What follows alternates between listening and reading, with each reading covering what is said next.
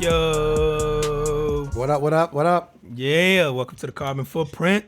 Once again, episode 4. Nah, I think it's 5 now. Is it 5? Yeah, man. It is episode 5. I think 5? you're right. I lost count. I don't know. But you know what? And we name these things after the fact, which is always great, right? It's awesome. They have no they have no meaning. It's just like This just tells everybody that we have no idea what we're doing or what we're going to talk about when we get together. But we just never run out of stuff to talk about. Nope. Yeah. So you just pour out a glass of wine. Got another cab today. Yeah. What Pretty is this? I got it from Publix. Shout out to Publix. It is Francis Coppola. I probably just butchered that name. It is a Cabernet Sauvignon. Is that the director? Like Francis Coppola? Is that the director? I don't know. Could be. See, this Might be his vineyard out there. Y'all gotta forgive right? us, man. We Ricans ain't like connoisseurs of wine. We not high end like that, but we're trying to be. Listen, it was like $17. So I think it's okay. Shit, yeah, it better be. Damn, for $17. All right, man. Yo, this week, man, a lot of stuff been going on in the news and social media and all this. You know, I know last week we talked about the George Floyd thing, and this week has I almost think like we're sort of moving past. It's obviously a lot bigger than George Floyd. Yeah. We had some donkeys of the week, if you will, make some comments, man, and I'm like, steal a little something from Charlemagne for real. right, Charlemagne. Shout out to that crew. Which, you know, with the new segment of Carbon Footprint, I think the donkeys is just as good as that. That's a footprint. This We is could true. leave out. Yeah, yeah. This is true. This is true. We gotta leave that for later. We'll leave that for later, man. That's a teaser. That's a teaser in the industry. But let me start off with what Drew Brees. Right? Drew Brees comes out and is like, "Oh, it's the disrespect to the American flag," right? And he kind of goes off on this little thing, and I immediately, man, I'm like, "Wow!" Like, you work with a lot of black people. Yep. You could have at least reached out to somebody and said, "Hey, I think this is what this is about." Like, am I on the right track? School me real Yeah, quick right. on what this means, because, you know, yeah. Am I on the right track or not? Before I blast this shit out to God and country. And it's just like, man, like, it is not about, like, you know, when people thought that Colin Kaepernick was kneeling for, you know, during the national anthem, that it was sort of like a protest against the country. And it's damn it. It's like, I just want to shake somebody, man. It's not about that. Stop it. And it's coming from, and I remember when it first happened, I asked you how you felt, because you're a veteran, right? So I think one of the first things people always go to, like, oh, the veterans, and I think I remember asking you, like, yo, do you find that offensive? Because I don't, but you know, because again, I think, so my perspective of it is, as a veteran, you fought for people to have that same right to be able to do that, right? Absolutely, man, absolutely, 100%. Like, it never, because I knew, like, he said it. They asked him, "Why are you doing it?" And he's like, "Yo, I'm kneeling because of all of the what word am I looking for, man? It's all of the like the police brutality, like the systemic oppression, right? by the systemic racism that exists in this country." And it's like, okay, so that's it. It's nothing against the troops. It's nothing against the flag. It's nothing against the country as a whole. It's that there's some crap going on in the country that needs to be addressed. And you know, he had a pedestal, if you will, right? Being on TV, being a star for a pretty good football team at the time. And a couple years removed from a Super Bowl appearance, right? Absolutely. Yep. And so he just used that platform to go, you know, like, he probably felt like no one else is talking about this. And I think it's pretty friggin' important. Yep. So I'm going to take a knee, and this is what it's for. And then you have a lot of people coming out going, "Oh, well, you know, the veterans and my father, my grandfather died for, you know, fighting for this country." And I was like, yeah, dude, it is not about that. Stop it. Yeah, it's crazy how the narrative, but I think that's what people get when they don't agree, right? You have to shift the narrative to something else just to take the attention away from what it was, because no one said, well, why, right? It was always what a disrespect to the flag, and then the purpose of it was completely lost. And then I'm pretty sure the other thing that gets lost in that is that Colin, so the story goes is that he consulted with military members or someone from the military, and he said he wanted to sit. And they go, and he goes, "But how would you take that?" And the guy goes, "Don't sit." He goes, take a knee, because a knee is like kind of a sign of respect. You know, in sports, someone gets hurt, people take a knee. He goes, take a knee because it's still respectful. But if you sit down, then it looks like a blatant kind of disrespect to it. And I think he took that and went, okay, this is a veteran telling me that I'm going to take a knee. I won't just sit. Because his initial idea, he said, I was just going to sit. I was just not going to participate in it because I didn't feel like it was for me. So then to see Drew Brees, man, I think one of the things that shocked me was that it's Drew Brees, right? You go, he's beloved. It's New Orleans. New Orleans is predominantly black, right? That city holds him to such a high regard because he has done a lot for that community. Right. I mean, he came in right after Katrina, right? And played, phenomenal football. They won a Super Bowl, right? And so, yeah, he's held in high regard in that city. But how do you play for that city? And how are you part of an organization that is predominantly black employees? And I'm going to say this about the NFL, predominantly black employees, and like you don't ask the question. Like it never came to you to go like conversation never happened. Yeah. During these 3 or 4 years or whatever, like no one said like he didn't approach a teammate and go, hey man, how do you feel? How do you I would think, man, and so it's funny, man, when he apologizes, I immediately go to he's trying to save face because here go the endorsements here, because this is the first time I will say, last week I said something that I didn't think this was going to change in our lifetime. I felt like we were 100 years away, but I've seen this might be the movement that at least pushes it in the right direction. And I think change will come from this. And you saw it this week from all these corporations who backed it, who publicly have never backed this, right? So I saw that and I immediately thought like, Drew, man, you're just trying to save face now. And, now it's disingenuous, I felt like, right? So he's just apologizing because he's trying to save face because of the backlash. And then I thought about it, and I think, one of the things I went back to was, I'll never say that Drew's a racist because I think his resume speaks for itself. The things that he has done for New Orleans post Katrina, I don't think a bad moment, right, erases everything that he did, but it almost did, because he wasn't smart enough to go, let me have a conversation with someone who really knows. And so I remember thinking about it going, from everything we know about Drew Brees, right? Because we don't really know him, but he seems like a genuine person. He seems like a nice guy. And then I heard about the conversation he had with Shannon Sharpe. And I don't know. And I felt like, okay, that was him reaching out to someone who blasted him, because Shannon Sharpe didn't hold any punches, rightfully so. And for Drew Brees to reach out to go, hey, I want to have a conversation about this. And, story goes, he had a conversation. Shannon, and then Drew tells him, hey, I spoke to teammates. I'm speaking to you. I spoke to everyone. I just didn't get it. And I shifted away. And then I saw him tweet at the president. And I went, wow, Drew's trying really hard. Damn. And then I was like, geez. I'm like, Drew, how many did you lose? Because I was like, now you're willing to stuff it at Trump after he defended you. And then goes, yeah, it was wild, man. But I do think he's remorseful.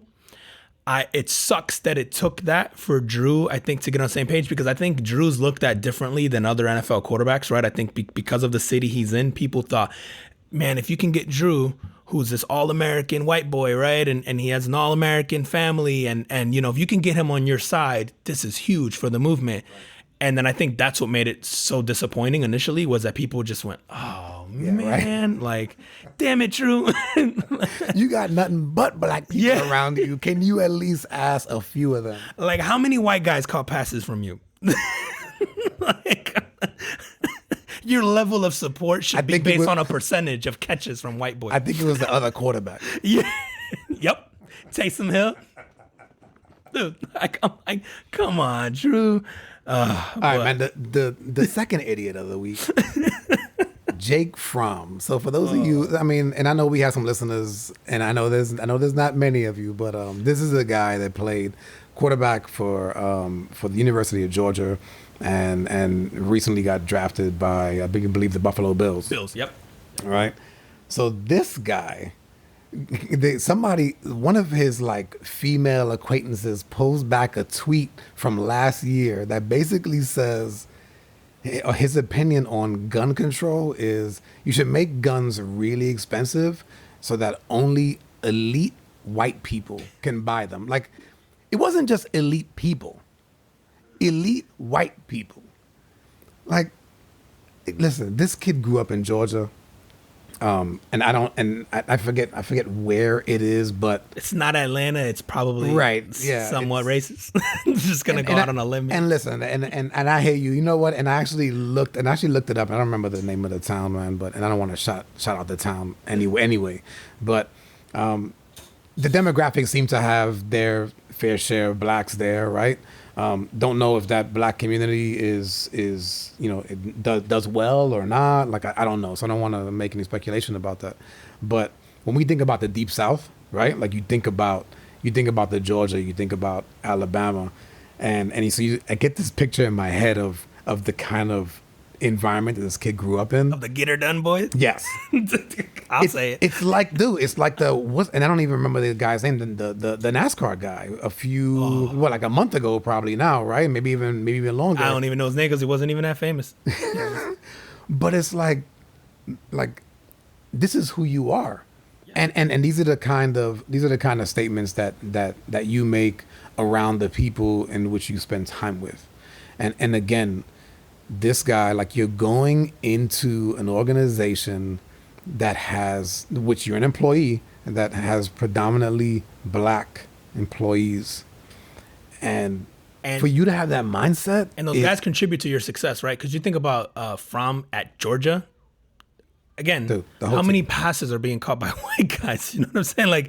Like his entire success has been based on having top-notch talent around him, mostly African-American top-notch talent around him, and he just throws the ball and they're there, and they're just so, I guess, so much better, right? The talent level around him is so much better than most other schools that he would play, because college football is all screwed up. They play like tech schools and whatever, but like, his success is pretty much on those guys' back, right? Like Jake Fromm isn't good enough to go, I carried this. Like Jake Fromm isn't Tom Brady. Jake Fromm isn't Peyton Manning. Jake Fromm is not like, I don't know, from a talent perspective, there's a reason why Buffalo drafted him to be a backup, right? So, oh, that's true. You know what I mean? You know what I'm saying? Like, that's true. It's Jake Fromm, man. Like he was actually a top-notch QB in college during his day. Man, I never give anybody from the SEC credit as a quarterback.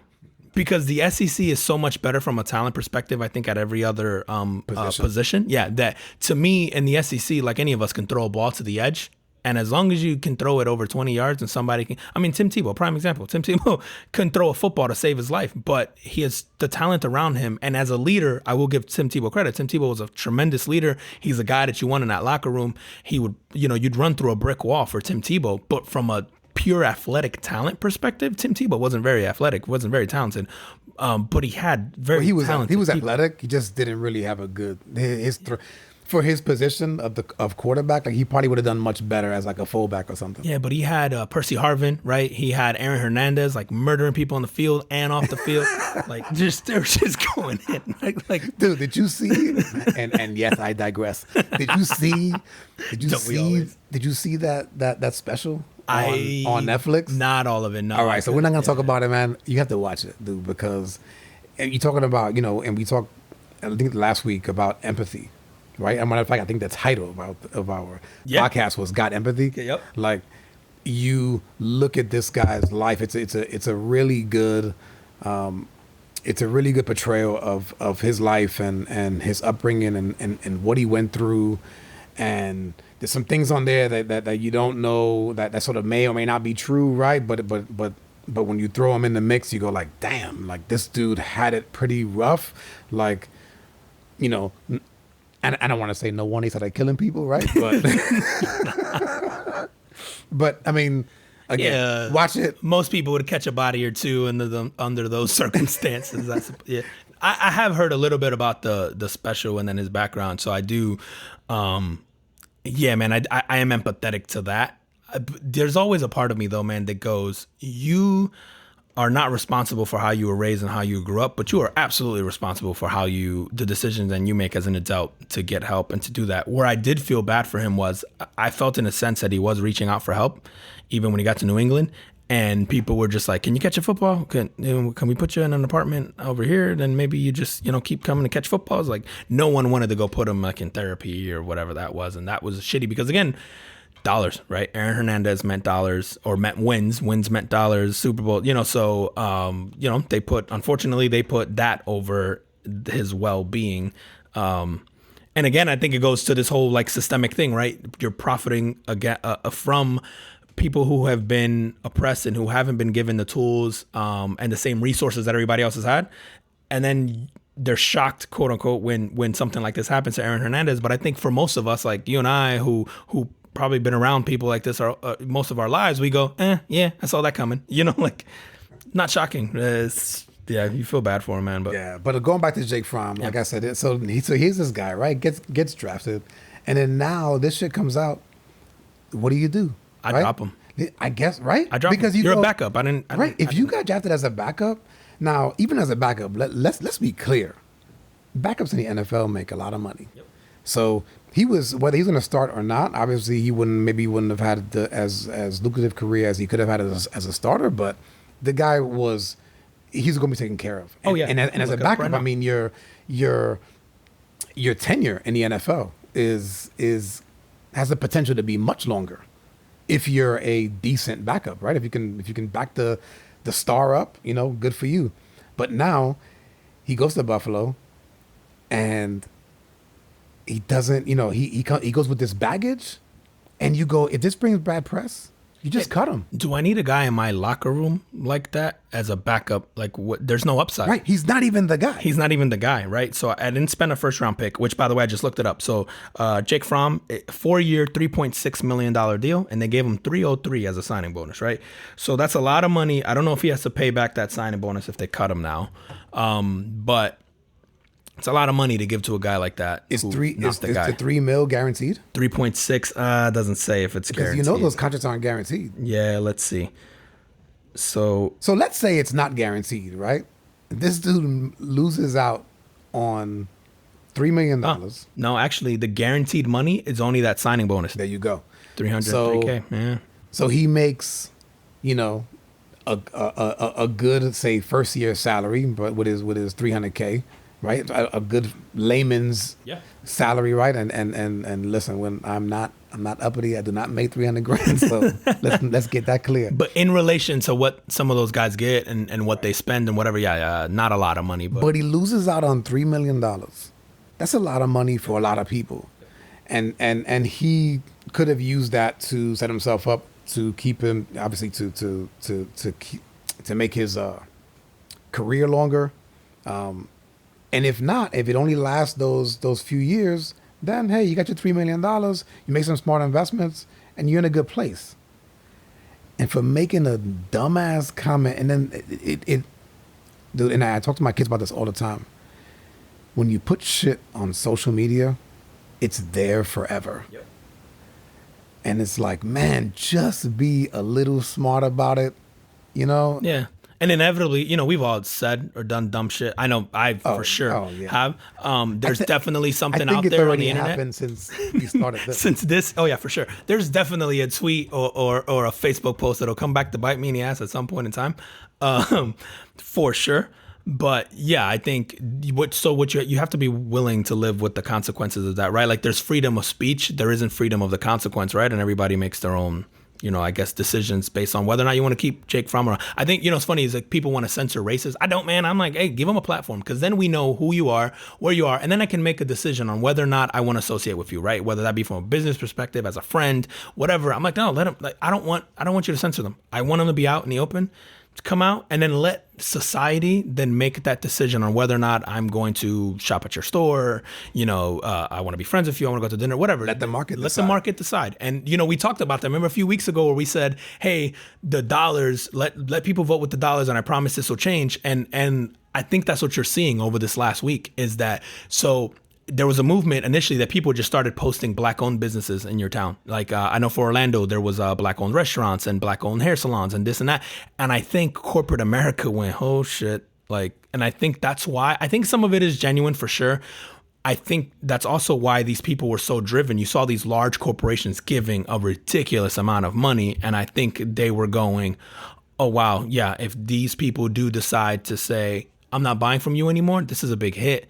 And now it makes it okay. I think because it's the George Floyd thing, I think was just so egregious that people said, oh, okay, if I don't speak out against this, then like there's no excuse. Like you can't. Like you literally watched the murder on tape, right? Even I go, you don't even have to watch the video. If you listen to it, it hits you hard, right? Like if you just had the audio of that whole encounter, like it hits you hard. So I think that was, I'm hoping that I was wrong and that this does spark that change, because I think it was different when you see it from this. When in the past we've had video, but maybe the audio wasn't great, or you didn't get the full story, you didn't get whatever. This one was different. This one hit different, and I think corporations saw that and went, oh, okay, now we see what you guys are talking about. Like I think it opened, because even Cap's now being praised. Like good for Cap. I think we're gonna look back at Kaepernick and go like, damn, like Muhammad Ali-esque.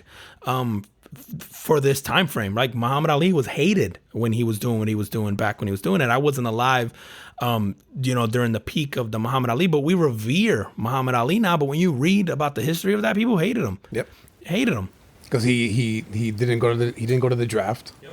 And it's funny because I've heard people that were against the fact that he refused to be drafted, say things like, man, and they would name, say, sort of some white guy who was a famous white guy at the time, maybe a baseball player, and they go like, these guys, like they got drafted, but then they got put in these really safe places, so he wasn't really going to be on the front lines because he was a famous guy, whatever. But no, like he stood up for what he believed in, and he held firm. And so, and for that, he missed like 4 years of his career. Yeah, of prime career moments. Yeah. It's funny because I think of that like Hogan drafted thing, and I'm like, I'm a coward, man. So I give credit to like you for joining the military, because like I don't want to get shot at, like, and that's like the idea. Like if there was a draft now, I'd probably try to figure out a way to get to Canada. Like it's just based on the fact that I'm like, I don't want to get shot at. I'm scared. You know what I'm saying? Like I'm soft, man. Like I won't even take my trash out at night just in case there's like possums, raccoons. So and then I think about like someone like you who served, right? And you go, do you want someone like me who's scared as hell like next to you? You know what? I'll tell you this, man. And I didn't go into the military thinking like, oh, like I'm gonna go to war and I'm gonna get shot at. As a matter of fact, the time that I went in was right after the early Gulf War of in the early '90s, right? So I went in '94. But man, once you get in there, that brotherhood that you form with the guys that you serve with, and you talk about from like all walks of life. I can honestly say that the majority of guys that today I still call my brothers are like guys that I would have never, ever, ever hung out with. Ever. And right? Because you were so different. You know what was funny, man, is that, and you didn't, there was other times when you would get to know these guys and we're all wearing the same uniform, right? So we're either in school together or we work together or what have you. But your first, the introduction to these guys we're all wearing camouflage.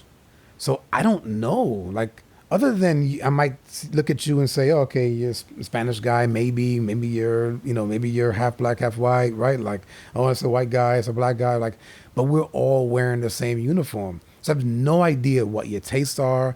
I have no idea where you're from or anything. Your class, right? Nothing, expensive bro. clothes, Yes. cheap clothes. Nothing. Yeah. And it is, I'll be honest, man, it is a shell shock the first time that you go out with these guys who you've developed this bond with, and all of you come out dressed like you go into the club.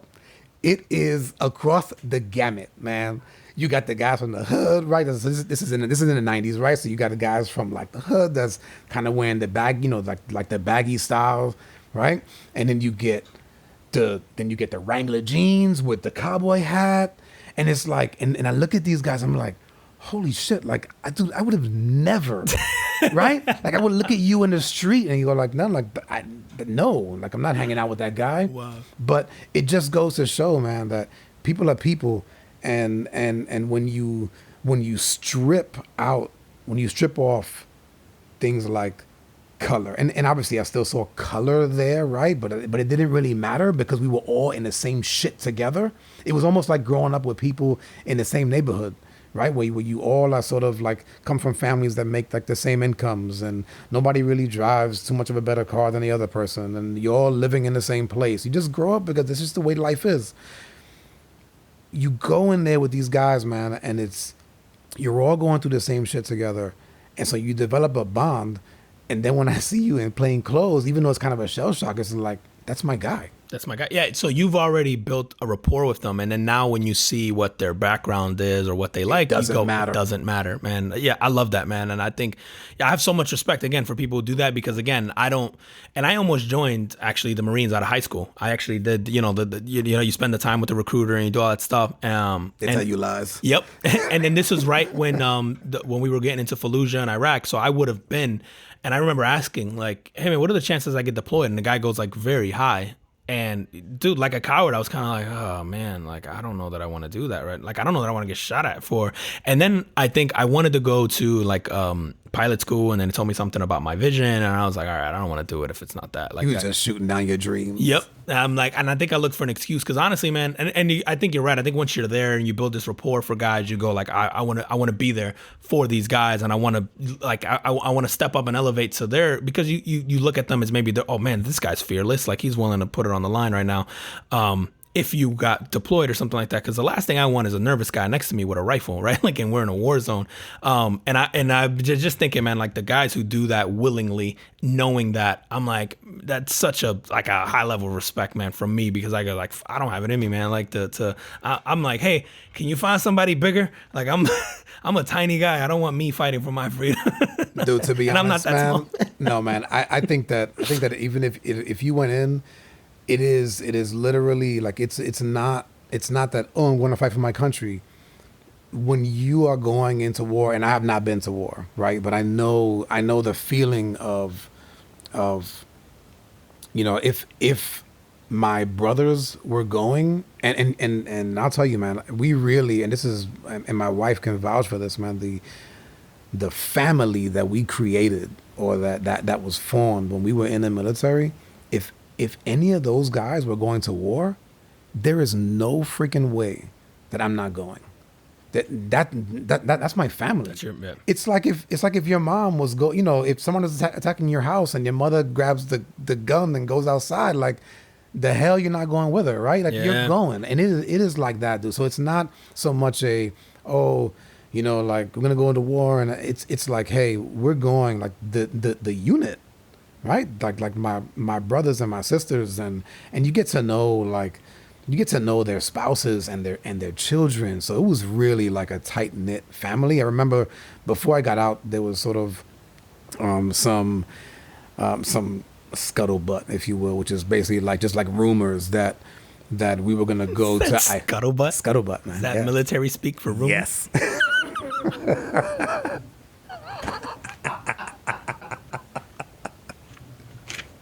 You took me back. I had a flashback. Dude, I'm picturing these like manly men just going like, hey man, did you hear the latest scuttlebutt?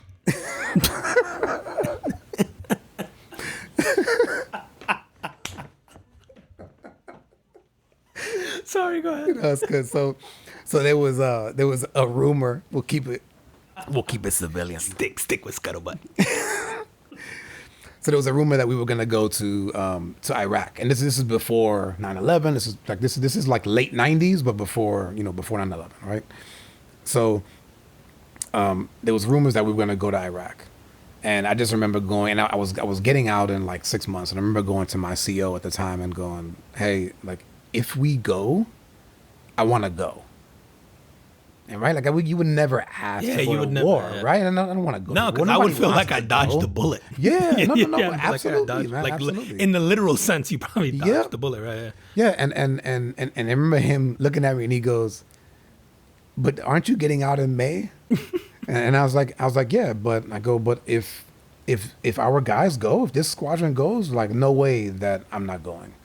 And he kind of looked at me, and he, kind of gave me the half-assed nod and was like, all right. Like, I get it. Yeah. Yeah, like, all right. And how do you integrate that into society, man? That kind of camaraderie, that kind of like, nah, man, I got his back. Like, because you said I think they start by equalizing you all. Right. and then you integrate it in that sense. It's like, I don't know how to do that other than you stick kids in like a boarding school and everybody's wearing a uniform, and then eventually later on you find out like the back. Yeah, I don't. It's not realistic, but it's like, I heard there's another podcast that I listen to that I'm a fan of. It's called Secret to Success, and those guys are talking about. One of the guys talking about, he grew up in, I believe it was like Lansing, Michigan, and he described his neighborhood as being like almost like 50-50 down the line, like half black, half white, but like, like everybody worked for GM, and so the salary levels, right, were pretty close, and everybody kind of lived in the same neighborhoods, and they married each other, and everybody grew up together. They all went to the same schools, and he described it as almost like a utopia. Where he goes, he goes, I don't want to say I didn't see color, but I didn't see color. Because they just saw, because everybody just kind of grew up together and everybody's intermingled, and there was already interracial families, and so this is just the way it is. And again, like you say, how do you do that? Because in the military, very much to your point, they take you, they bus you in, and it's a bus full of strangers, right? And I'm just speaking from Marine boot camp. They bus you in at night with strangers, and you get off that bus, and they shave your head, and they strip you of your clothes, and then so now you're all just a bunch of bald-headed guys wearing camouflage uniform. And that's all by design, right? Like you said, even the time you leave on the bus, I'm going to assume it's by design. Like, right, the military has hundreds of years of experimentation with this and figuring out what's the best way, and so they must do this for a reason. Yeah. And I think I have to be willing to die for the guy next to me, right? It's probably like, warfare 101, right? Like if you, at least with boots on the ground, right? You got to But they don't tell you that. Correct. You know what I mean? Like they don't, like no one ever comes out and goes, oh, you're fighting for the guy next to you. It's just what happens. Yeah, and I think that's by design. Like if I say, hey, I need you to want to be willing to die, I think in our very nature, like for me, like I'm an asshole. My first thing is going to be like, I ain't dying for this dude. And now that I know that you're trying to get me to feel that way, like I'll purposely kind of veer off, right? But I think in the way that they do it, it's almost an organic. They get you there organically, where you go like it isn't organic, because they just put you in a position and they basically like almost ferment this relationship where they go, we're going to make these guys feel this specific way about each other. And I think just from a morale perspective, it obviously helps on a mission to do anything if these guys like each other, right? Like, and if you are willing to go to combat for each other, because the last thing you need is like, we're out in combat and Roy's getting shot. I'm like, fuck Roy. I didn't like Roy anyway. Like you don't want He's a dick. He's a dick. So I think you almost have to go, how do we make these guys feel like family, and how do you build them? How do you get them to build a relationship? So all this stuff has to be planned, right? In the way they get you there, how you meet, everything has to be by design. And again, like this is my perspective, right? It's just from the Marines perspective. So, they bring in, obviously there is a lot of, individual sort of things that you have to do, like where, whether it's your physical fitness or what have you, but the Marines, man, and look, shout out to my other, Navy, Army, brethren out there, but the Marines, when everything is teams, and so while you do have like your individual things that you have to sort of qualify for and you get points on, everything is about the unit. And it's almost like the you're only as strong as the weakest link. Like they take that shit to another level, and it's really like you can't. Here's a perfect example. There is a course, an obstacle course, and it's called the confidence course, I believe, if my memory serves me correctly. The obstacles, you can't do them by yourself. Like you can't. So it forces they are physically impossible to do by yourself. So you have to depend on the other person. And if you got somebody who's not too big or not too strong or not too fast, it doesn't matter. It's like no one gets left behind, and everybody has to band together and to make it through. Or you just don't make it. Just don't make it. Man, it's stuff like that I go, our government gets like a bad rap. I know I definitely am critical of the government because they're like the most inefficient at everything, right? And it doesn't seem like they can do anything right. But when you look at that, like the military, and you go, we're so damn good at that.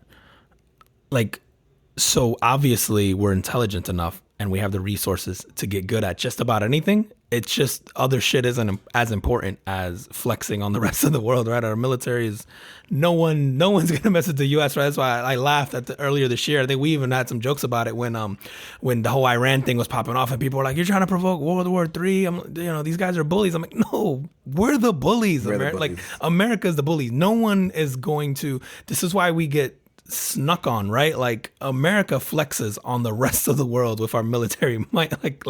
There's zero chance that I think there's obviously, I guess, like a China and a Russia where you go hand in hand maybe, but I'm like, we're the world police, right? Like everybody comes to us because it's like no, that's the bully on the playground. Yeah, and I wouldn't even think that you would even put China and Russia in the same conversation, because China their sheer numbers, right? But I mean, we don't have near that many people, but we would do damage. We would do that. Yeah, right? I think like just from a pure technological perspective, and again, this is hundreds of years of experimental. Like, what's the best way to do this? What's the best way to do this? Like when we set our mind to something, man, like it's insane how good we can get at something at the youngest country in the world. It's mind blowing, man. But like, while you're still on the Marine thing, man, I wanted to ask you specifically because I saw the Marines ban the Confederate flags this week. No, and that was like a thing. No, so I guess you were allowed to have Confederate flags on base and hung up, and there's certain things where the Marine Corps allows that. I don't know what bases those are. I've never seen them. Yeah, so I guess they didn't have a ban on Confederate flags. So you can have them on your trucks, you can have them on your house, you can have. I think there's even some things together. I can see that. Yeah, I can see that. Yeah, it's funny, man, because I thought about that and I went, I've seen that a few times where someone will put the Marine Corps flag and then like a Confederate flag right next to it. So this week I've only ever seen the Marine and the American flag, but it could be just because of where I hang out, where I live, right? But go ahead. But anyway, so this week they came out and are banning the Confederate flag, which I thought was hilarious. That I'm like, I didn't even know that was like a thing that wasn't banned. But then I'm like, oh, we're in the South. So I thought, okay, maybe it's just Southern bases, but I guess it's like everywhere. I guess it's a thing in the military, or in the Marines, I shouldn't say that. Yeah, I don't know. I mean, I would imagine if it's perhaps somebody from the South who doesn't view, and I know people that had American, I don't know if they still have, but that had Confederate flags, but don't consider it to be sort of a racist thing. Yeah, they just go like it's kind of like Southern pride, right? Even though it's the excuse. Well, I mean, and it very well could be. Right? I don't know what's going on in that individual's head, right? But that was their explanation of it. It was like, it's Southern pride, and it was like, a lot of other people don't really feel that way. They don't understand, whatever, man. You know what, man? To each his own. Don't tread on me, and we're it's all like right. The only thing other than sports. It's the only thing that people display proudly that was like a loser. You know what I'm saying?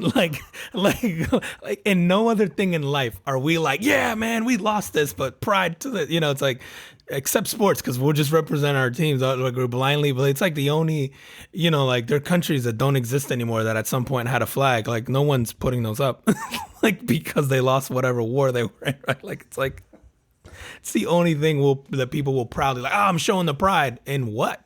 Like you lost. Like what are you proud of? Like, I never understood that, man. When I hear people like, I'm showing Southern pride. Like you guys lost that war, right? I know it doesn't feel like it down here, but you lost that war. Yeah, they lost it, but the change was real slow. Yeah, exactly. They're like, did we though?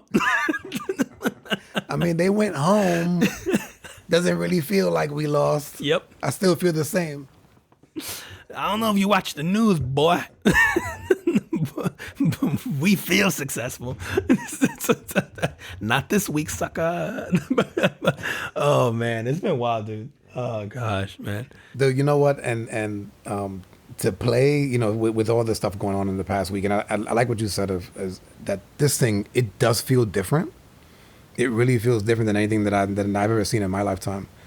And the fact that it's not just like you mentioned the corporations, right? The corporations coming out publicly and giving funds to some of these groups that are trying to battle systemic racism and inequality. But man, the world stage. Yeah.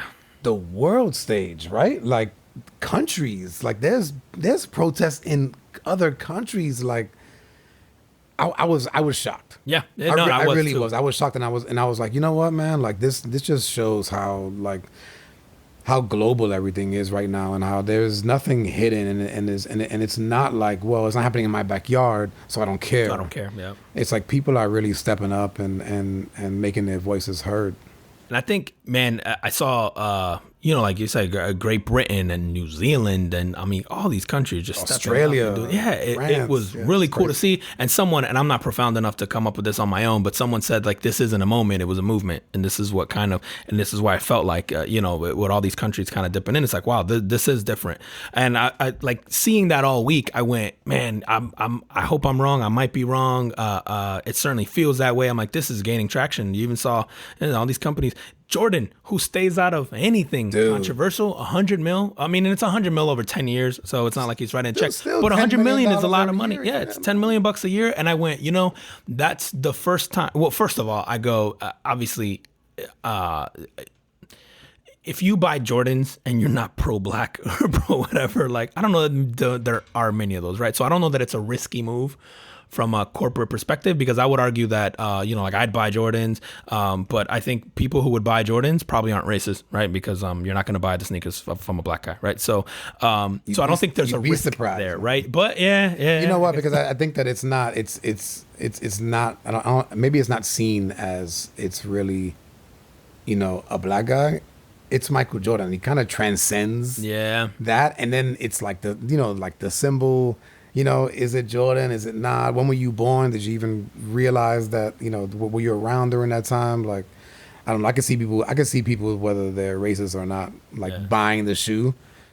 But I thought, it was, so what stood out to me was, and obviously on the heels of this whole documentary, and we always talked about, I think Jordan feels guilty and feels, you can see it. And again, and how when they talked a lot about how he was perceived, which he was worried about, clearly, right? As for the break and stuff, I think him giving money, stepping in, I think you're going to see a lot more of this from Jordan. I wouldn't be shocked to see him speak on politics now, and maybe he won't go all in, but I think certainly when it comes to racial tensions and maybe having being socially aware of things going on, I think you'll see this, because I think Jordan's past the, I want to look like this and I want to sell shoes and I want to be this brand and I think now Jordan's worried about what's my legacy as a human being. Right.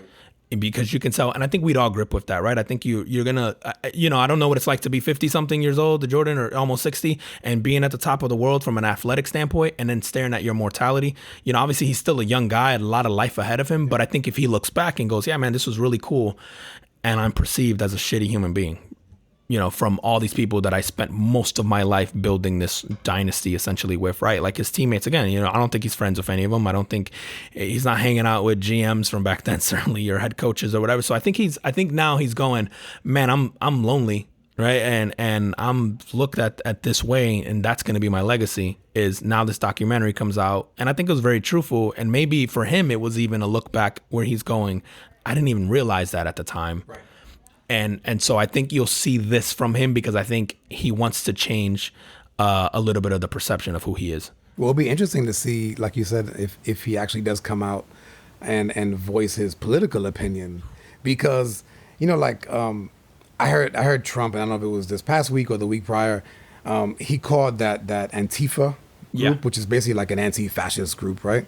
So if you guys, for those of you who don't know what that is, it's almost like a far left movement, right? So he called them terrorists, but he's never come out and called any of the white supremacy groups terrorists. Like, he's never done that, and smart on his point, right? Because a lot of those guys supported him. It's his base, right? Yep. And so it'll be interesting to see somebody like Jordan, who's never taken a political stance and is now kind of coming out. And we don't know why, right? But for whatever reason, he's coming out and he's giving money to these organizations that are fighting systemic racism. But to support a candidate, right, or to not support a candidate. And that'd be interesting to see. Yeah. I think, what's crazy is I one of the things that this week, man, got me thinking too with Trump was that I have never in my lifetime, and I don't think anyone has ever seen people speak out against the president. There's always people who speak out against the president because he's not your party, right? But I think across party lines, even in corporate America, I've never seen corporations literally come out and go, "No, that guy's a dumbass." I've seen them question policies, right? I've seen them question, maybe certain speeches or moves. I've never seen people come out like the way they're coming out now. And I never thought it happened to a president of the United States where in droves, people come out and just go like, "Yeah, this guy's a useless asshole," or, and they go in. Like I've seen people like CEOs of massive corporations just go in on Donald Trump, and I'm like, wow, I never thought in my lifetime that you would see people speak out against a sitting president, certainly, and especially the guys that have benefited from some of his policies, right, with businesses, the one percenters who, right, like but they're coming out. I mean, even this week was it Colin Powell that came out? Yep, and Mitt Romney, George Bush. Right. Dude, all of them have come out, his own party, a big, the Bushes for, and I think now what'll come out from Red Team is that like, we didn't like Bush anyway. Like, they'll change their narrative on Bush, but he's a revered family in the Republican Party, right? And to see him speak out and go, "No, I'm not going to be endorsing Donald Trump," a sitting Republican president that you go, my party can hold the office for the next 4 years. And I'm going, nah, not that guy. That's insane, man. I never thought I'd see that, ever, and not in droves. Like you always have the one-off, right? But Colin Powell is well respected in that party. Did well for him to come out and just go, "Nope, I'm not doing that." And Mitt Romney, man, I gotta, Mitt Romney had that gaffe when he was running, and I remember at the time when Mitt was running, thinking like, yeah, he's electable. Like, Mitt was an electable guy. And then the whole thing came out with the speech, and he made some racist comments, and it wasn't supposed to come out. And you go, "Oh, there goes that guy," and he pretty much said something that we all kind of figured, right, that he would say, but we didn't really. But also, man, I think that yes, he was electable. Obama was taking it. Yes. No matter what. Oh, yeah. I won money off that. Oh, that's right. Yeah. There was no way he was losing that election. No, for sure. But I remember, like, you couldn't hate Mitt Romney. Like, you're going, no, the guy's reasonable. He makes good points. He, does stuff. Obama was winning that by a landslide. It was never in doubt. Politics aside, one of the most charismatic leaders we've ever had, well-spoken, didn't embarrass you, zero, you can go back and question maybe some policy decisions for sure, like you can with anyone, but it doesn't get more presidential when someone walks into a room than Barack Obama. Yeah, I don't care what anyone says. And so I think to admit, again, ran against him. He didn't make Mitt look like an idiot. Mitt was, and Obama was a formidable opponent. You get into a debate with Obama, you better be really smart, and you got to be able to hold your own. And Mitt did. And I remember going like, anyone other than Obama, I'm like, because I did like him at the time, I'd probably vote for that guy. Like Mitt was okay. And then that stuff came out, and obviously, took a tank from then. But to see him this week out in protests, wearing masks and holding up the Black Lives Matter sign. And I'll tell you why I think it means more coming from Mitt. Mitt represents Utah. There's not a whole lot of black people in Utah. I think we had a prior episode where we talked about Utah. Yeah. There's a handful of black people in Utah. They all play for the Jazz. Right, like they're other than that, like they're only there because they play for the Utah Jazz. Like other than that, and for Mitt to come out again, you're not pandering to your base because that's not what. So I always look at what's the gain from this, and obviously, unless Mitt wants to come out and run for president again someday or something, which I don't think he does. It sounds like he had a terrible time the first time. I didn't want to do it. It seemed like a genuine move, and you go, that's so anti the party. And so against anything that would be beneficial to you from a political standpoint in Utah, I saw that and I went, wow, that's cool. And again, it's just another one of those examples where I went, this is different, man. This is different because people like Mitt Romney. I even saw, who's the guy from here, man? Not our governor, but Marco Rubio posted something. He wasn't out, but he made the statement saying, if anyone in your society feels like they're not treated equal, basically like it's a problem. Like I think I actually saved the quote because I saw it and I remember being like I just shocked that it came from him. But is that like a roundabout way of saying all lives matter? I think so. So here's what he said. Yeah. So he goes, it comes down to this. No nation can prosper and thrive if a significant percentage of her people believe their lives are valued less than the lives of everyone else. So I took that as, hey, man, like, it doesn't matter if you agree or not. If that group of people, a large group of people that make up a big part of our population feel that way, shut up and listen. Like, that's how I took that. And so I think, again, coming from someone like Marco Rubio, who for the state of Florida, you don't really need, as much as people will say, oh, there's a lot of minorities here. Florida's pretty, outside of Orlando and Tampa and Miami, the rest of Florida is not very minority friendly, right? So like we know, we go on a long drive and you're going from here to Miami. What about Jacksonville? Yeah. Okay, we'll throw Jacksonville in there. Jacksonville is diverse. But if I drive from here to Miami, I don't stop at any rest stops that in certain cities. I don't pull at any gas stations between there because I'm not welcome there. So I stay in my lane. I think if you travel the turnpike, you're safe. Yeah, it's probably true. You stay out of these little side roads where people are selling oranges or whatever out of the back of the trucks and in some town that I can't pronounce the name of. Yeah, it's probably a safe bet. Yeah, man, this is wild, dude. I saw I don't know if this kid named I think his name is Mikey Williams, but I don't even know how old this kid is, man. He's like 14 or something, 15, and he's considered the next big thing in basketball.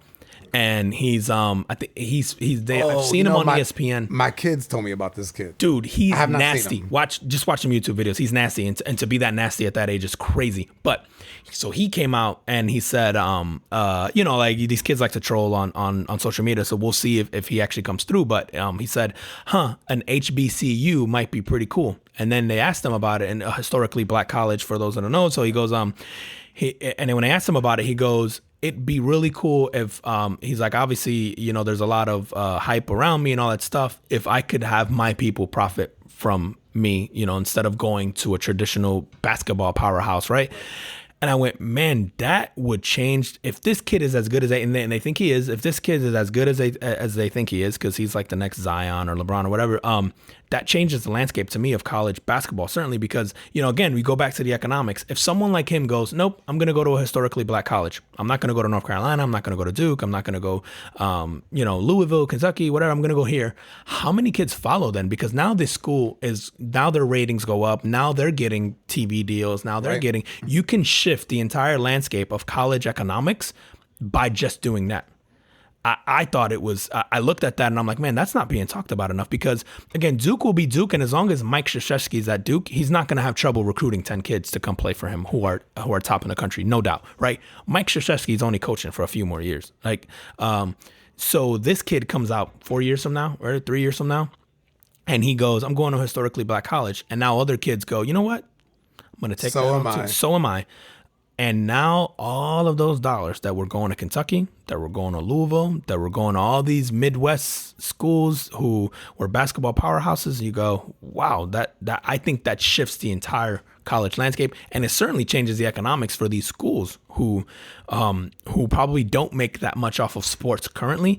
But then you wonder, how does that translate into the rest of the sports? Because then it only takes one major college football recruit, and obviously in football there's more people, so it's not as impactful. I think basketball, because it's such a small team, it's more impactful when one guy on your team changes your team in basketball. Yes. You don't do that in football, right? Unless he's a quarterback.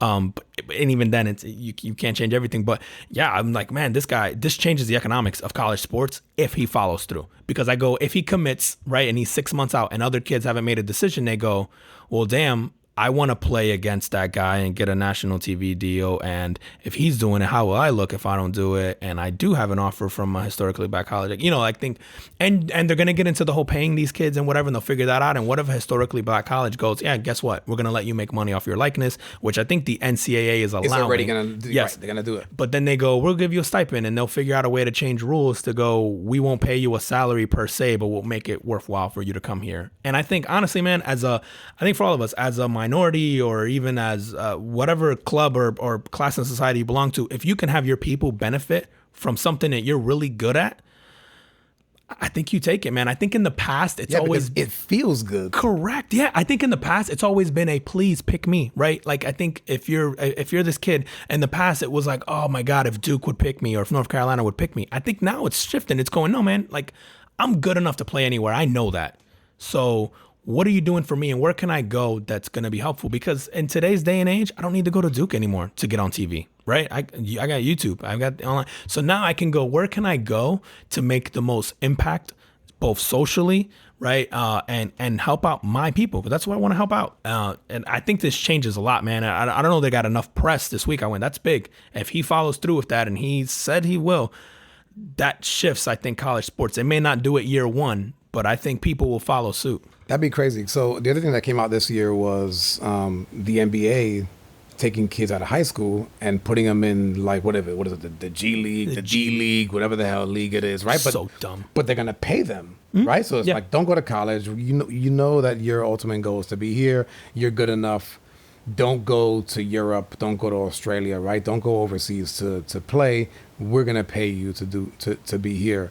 So it'll be interesting to see, because something like that, like to go to a historically black college, instead of a major university, and instead of the NBA, again, I'm gonna get this wrong, right? G League, I think it is League, G League, whatever it is, right? Yep. Not to go to any of those, to make that would be making a stand, right? Making a stand and just doing what you believe, rather than doing maybe what is most financially beneficial to you and your family. Yep. And that would be huge, man, because a lot of these kids are coming from households that don't make a good enough income, and they're gonna be like the breadwinners. They're gonna take care of their family. Yep, and take care of their family, man. And I think this day and age, this generation, man, doesn't care.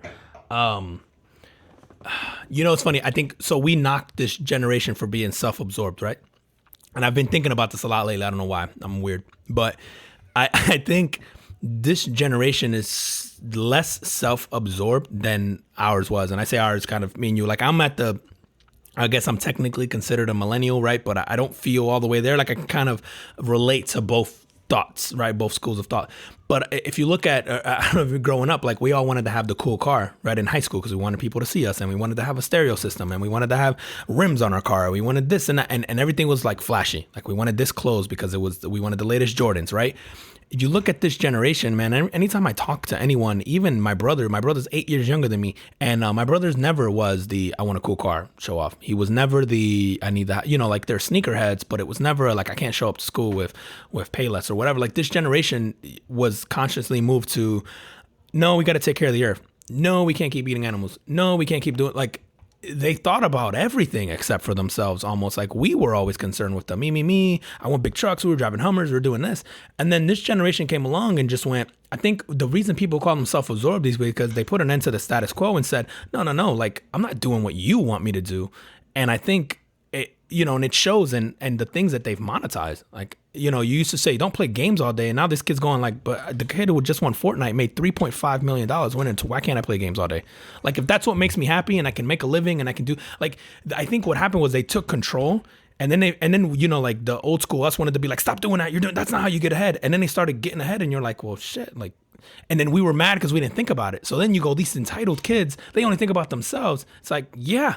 And they figured it out, and they had empathy for the rest of the world. Like, right. Like again, like kids are driving Priuses. I would have clowned you in my high school if you showed up with a Prius, right? Because it was what we did. Like in this generation, it became like, they'll clown you because you drive a gas guzzler. Like, who cares that much? And these kids do. And it's crazy. Like, I think about it, I'm going, we have this backwards. Like, they care more about, I think, of course, there's some sense of self. I don't want to say pan, but I think there's some. Obviously, everything you do. When some people act for charity and they just want the pat on the back, right? So I think there's some of that. But I think there's an authenticity to this group and taking control of kind of their own end game that we despise because we wish we thought about it or we wish we did it. It's crazy, man, to see that. I'm like, yeah, they might be the least. And so these generations going, nah, you know what? We're going to HBCU because that's going to matter more from a society perspective. So we're going to go ahead and do that. Where, this generation, obviously generations before it paved the way, right, for gay rights. But you had this generation who was willing to go out and protest even if they weren't gay and go, no, we're going to go and riot and protest with you because they cared. Where like our generation wasn't doing that. These new kids went like, what's the cause now? Like, you feel left out? We'll join you. Like, we would have never done it. Like, we called them hippies. Remember, like back in the days, like, oh, these hippies, they want this. Right now, this generation can almost always unify on a cause. Like, I clown vegans all the time because I go, it's just the latest, greatest. Like, it's a fad.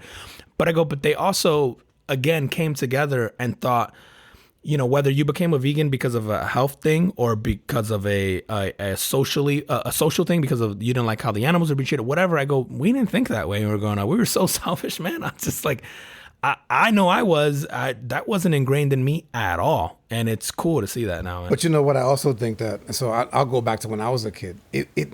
No one was thinking about that. I didn't even know what the hell a vegan was, or even if that was even a thing when I was growing up, right? Like it wasn't anything that anyone was bringing to light, and possibly because, listen, the internet has expanded all of our, views and the things that we're exposed to, and so now, I mean, you could be championing something that is, oppressing somebody halfway across the world.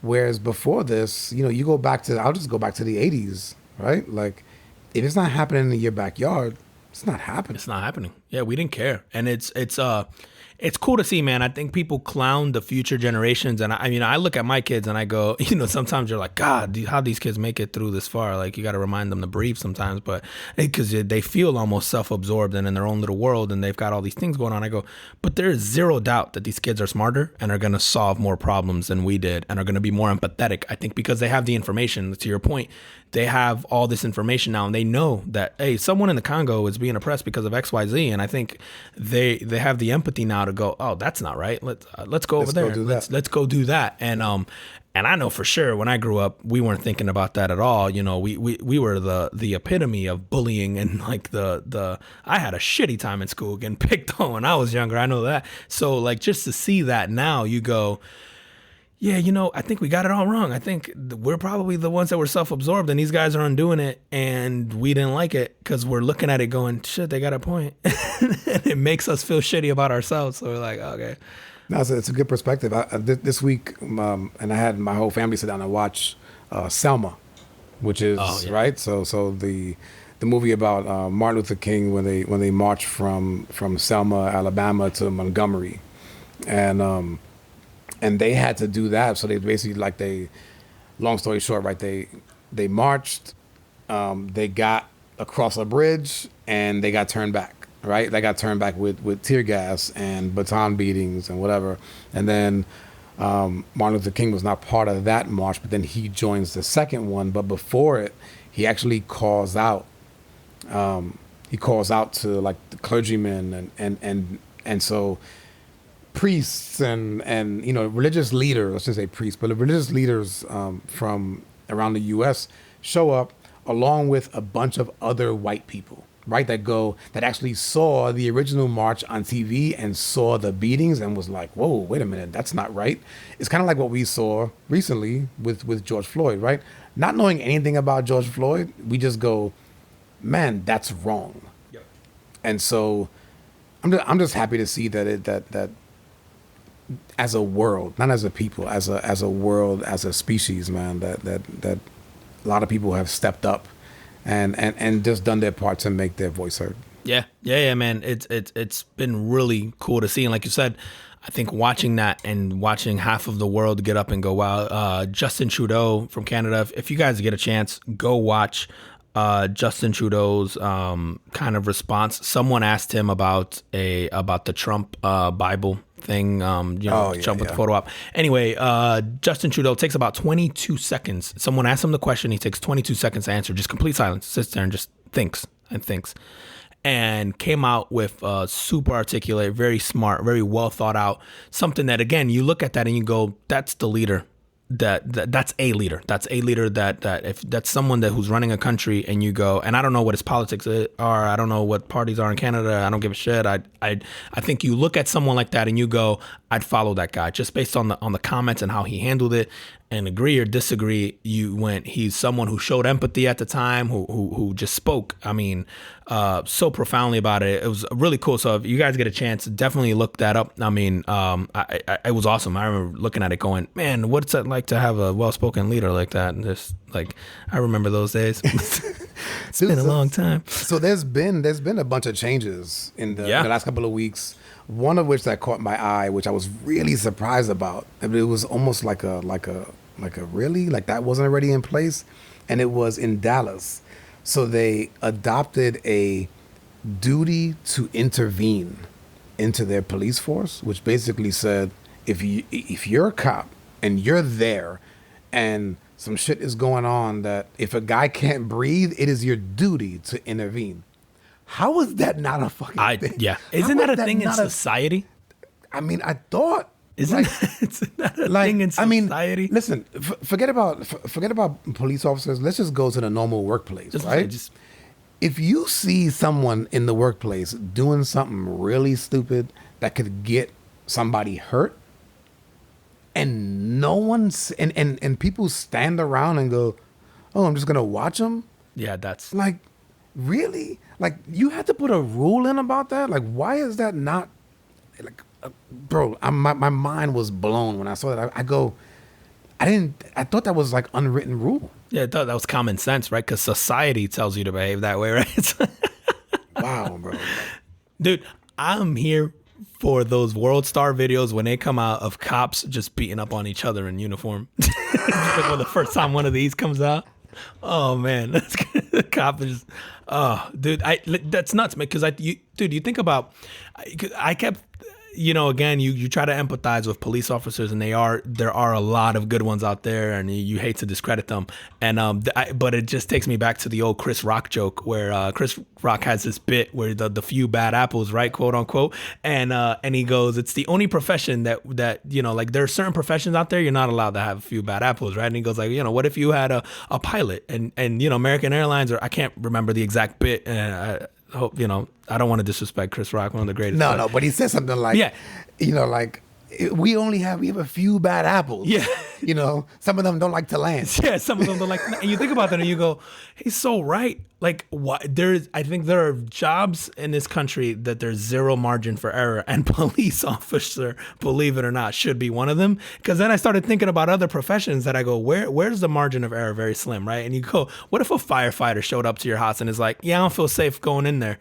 And if you're trapped and your kid's upstairs or whatever in a burning building, and they're like, nah, I don't feel right. I don't feel safe. So I'm just going to go ahead and bow out of that one. Like, and no other profession is the excuse, I didn't feel safe or not acceptable. And not to say that cops don't feel safe, but I go, that's inherently what you accept when you take that job, right? It's that you are there to protect and serve. And sometimes that means that you're in a risky situation, and you would hope that you never have to use force, and you hope that it isn't used on you. But I think you kind of sign up for that. And then I started thinking, I went down this rabbit hole of what countries don't allow cops to carry guns. And then I went and I looked this up. It's like Britain, New Zealand, Iceland, and I go, what happens when those guys don't feel safe? And then it took me to again, there's so many layers and nuance to this entire thing where you go, oh, well, they're not going into a scenario, like if you take a routine traffic stop, if you're in the UK, you're not worried that this guy has a gun because we don't allow guns in the UK. They are, but they're allowed at a range, at like a club, like a country club almost. You can have it in a locker there, and there's all these other different rules. And you went, oh, okay, so because nobody else carries guns, the cops don't feel like they're being threatened going into the scenario. The worst thing this guy's going to do is beat me up. Because then I started thinking, if you're a female police officer in the UK, right, and they give you a little baseball bat to walk around with and go, hey, if somebody, and there's like a 300-pound man and you're this 120-pound female police officer, right, you're not allowed to go like, oh, threatened for my life. Like they gave you this stick. Like you're just going to beat somebody with it and hope for the best. Call for backup. But you don't hear of many cops getting killed. You don't hear of, and I go, there's something to that, right? Like there's another layer of this, and whether it's, and I don't know what the answer is to gun control. Again, I'm not smart enough to figure that out, but you go, that's another layer of this where you go, okay, well, cops don't feel safe. Well, why don't they feel safe? Well, because we have a shit ton of citizens walking around with guns that probably shouldn't have some. Okay. And then you go, how do you solve that? And then what does that solve? Like how does that solve then mass shootings? Does that solve now cops not feeling like they're going to get shot? Does that like, and obviously the NRA just has so much political power in this country that we won't even allow ourselves that conversation. But I'm wondering if that one's next, right? Like we thought none of this would ever change, but you go, shit, man, this generation might be the one to go, all right, man, we got equal rights. What's up? What's next? And you go, it only takes, you figure if this, hopefully this makes traction and we make a lot of changes, and then it takes the next mass shooting where then people are going to go, all right, man, how do you fix that? Like right. Enough is enough. And you're going to start to take, I think that's going to be the next big thing that will shock me if now you start to see politicians stand up against the NRA and things like that, because you go, obviously there's responsible gun owners out there, but there's clearly a disparity here, and it's also leading to this issue. And let's be clear, man, there are a lot of responsible gun owners, right? Absolutely. So like this is not, I don't think that, I don't know if gun control is the answer, but I see your point, and I could definitely see, at some point something big happening again, like another mass shooting, right? Because it would just be, it's kind of like with the George Floyd. George Floyd was almost like the straw that broke the camel's back. Mm-hmm. There was many things that led up to, when that happened, and so the same thing could eventually happen with this. It could be yet another mass shooting, right? And something that someone films and the world sees it. Yeah. Yeah, and I think it took that, right? It took that moment that at that time and place and where we are now to like you said, you hate to use the term kind of sacrificial lamb, but hopefully his death didn't go in vain, right? Like it leads to all these changes. I think just to touch on the gun thing one more time is, I think, like you said, there are tons of responsible gun owners out there, and we know tons. We have friends who have guns, and I've shot guns, I think. But one of the things that always shocks me, I tell people all the time, the first time I ever went to a gun range, never touched a gun in my life. And I go there, and the guy's like, oh yeah, fill out this paperwork, and it's basically I'm checking a box that says I'm not crazy. And then you sign this other stuff, you give him your ID, and then he goes like, well, what do you want to shoot? And then you pick, and then they go, well, have you ever shot before? I'm like, no. And the guy literally goes, well, you pull here, you do this, you stuff this there, blah, blah, goes back, try it out. If you have any problems, give us a call. And handed me a basket with guns and 2 boxes of ammo. And I was like, what? This is the greatest country in the world. This really is, man. This is the best country in the freaking world. Like, this is the only country where that's possible. Like, only country in the world where that's possible. It was like, this is fantastic. I remember doing it, shooting, going, this doesn't even feel safe for me. I felt bad for the people next to me. I'm shooting, I almost smacked myself in the forehead trying to hold this thing right. Like, it was so bad, man. But I remember going like, I had to check a box that said I wasn't crazy. I wonder if crazy people know not to check that box. Like, oh yeah, that's me. Good thing you had that question there. Oh man, I gotta go back and find it. I wonder if they gave me a copy of that thing. But it's literally like a thing going like, you're not schizophrenic, or like, hey, like check here to ensure you don't have any mental illness and all that stuff. I'm like, do mentally ill people know that they're mentally ill? You should have went back and said, how many people check yes to? Yeah, it's a good point. I should have been like, hey man, how often do you get a yes? Or just to mess with him, like, hey man, which one of my personalities are you asking this question? The one that's here today, because he's in the clear. It's so nuts to me, man. I was like, wow, that shit was easy, man. So, that's so crazy, man. It's so nuts, man. But, yeah, man. How we doing on time? Dude, we're an hour and 13 in. All right, we should probably wrap this up. Yeah. Yo, once again, everybody that's been checking us out, we really, really appreciate you. Hit us up, leave comments. I mean, if you want to hear us talk about something else, or if you're getting bored with us, that's cool too. We're gonna do this shit regardless. So Yep. but we love seeing that people make leave comments for us on the Instagram page, or we're on YouTube now too. So Just appreciate you guys. Yeah, hell yeah, man. At The Carbon Footprint on Instagram, The Carbon Footprint Podcast on YouTube. Yeah, man. Shout out to you guys sending us questions and putting comments and it's calling, man. I've had a lot of support from family and friends and people I worked with and whatever, just telling us like, hey, man, I listen. You guys are clowns. I love it. Or like, it sounds like we're back at the office. And, what? And that was the idea behind this whole thing was, man, we just wanted to shoot the shit like we normally do and record it. And so, yeah, this is awesome, man. Shout out to you guys. Thank you. Follow us. See y'all next week, man. Peace. Peace.